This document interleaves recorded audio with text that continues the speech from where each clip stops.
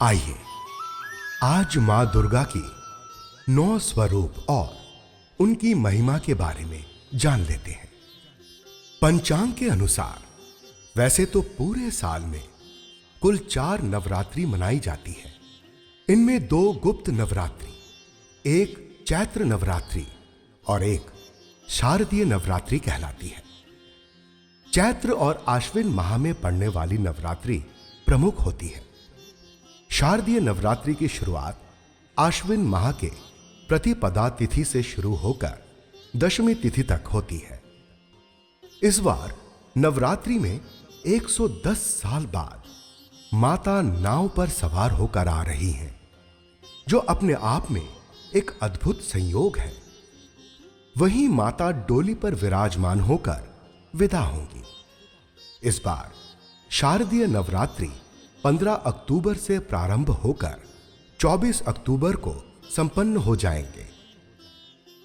देश के अलग अलग हिस्सों में नवरात्रि अलग अलग तरीके से मनाई जाती है।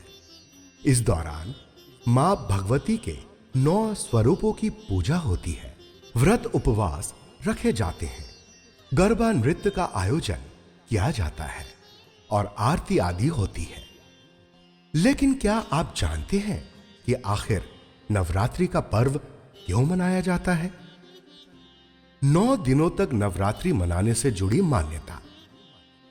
धार्मिक ग्रंथों के अनुसार माता दुर्गा ने असुर महिषासुर के साथ युद्ध कर उसका वध किया। यह युद्ध पूरे 9 दिनों तक चला था और 10वें दिन मां दुर्गा ने महिषासुर का वध किया। मां दुर्गा ने महिषासुर का वध कर असुरी शक्तियों का विनाश किया। कहा जाता है कि जब मां दुर्गा ने महिषासुर का वध किया तब वो समय आश्विन माह का था।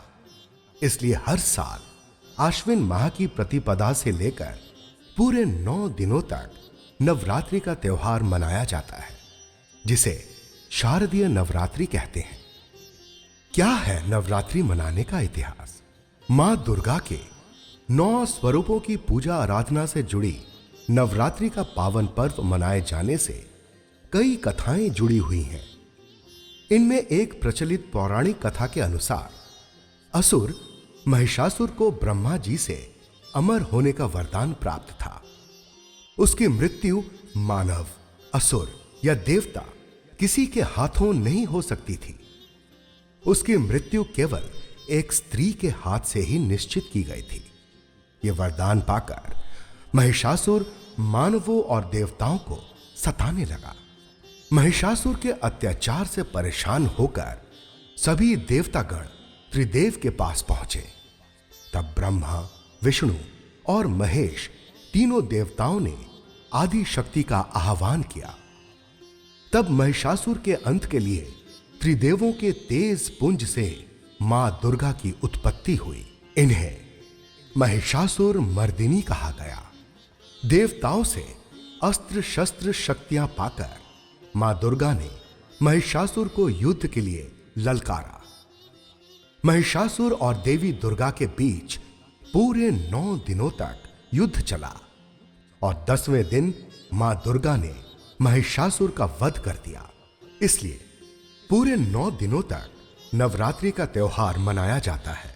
कहा जाता है कि युद्ध के दौरान सभी देवताओं ने भी 9 दिनों तक प्रतिदिन पूजा पाठ कर देवी को महिषासुर के वध के लिए बल प्रदान किया। मान्यता है कि तब से ही नवरात्रि का पर्व मनाने की शुरुआत हुई। भगवान श्री राम से भी जुड़ा है नवरात्रि का इतिहास। एक अन्य कथा के अनुसार 9 दिनों तक नवरात्रि का पर्व मनाए जाने की कथा श्री राम से जुड़ी है। इसके अनुसार जब रावण ने माता सीता का हरण कर लिया था, तब रावण से लड़ाई में विजय प्राप्त करने और माता सीता को छुड़ाने के लिए भगवान राम ने पूरे 9 दिनों तक मां दुर्गा की पूजा का अनुष्ठान किया और 10वें दिन देवी दुर्गा ने प्रकट होकर भगवान राम को युद्ध में विजय प्राप्ति का आशीर्वाद दिया। भगवान श्री राम ने 10वें दिन रावण का वध किया। इसके बाद से नवरात्रि मनाने की परंपरा की शुरुआत हुई और 10वें दिन रावण का पुतला दहन किया जाता है। माता रानी के प्रथम रूप को शैलपुत्री के नाम से जाना जाता है। दूसरा नाम ब्रह्मचारिणी, तीसरा चंद्रघंटा, चौथा कुष्मांडा, पांचवी माता का नाम स्कंद माता है।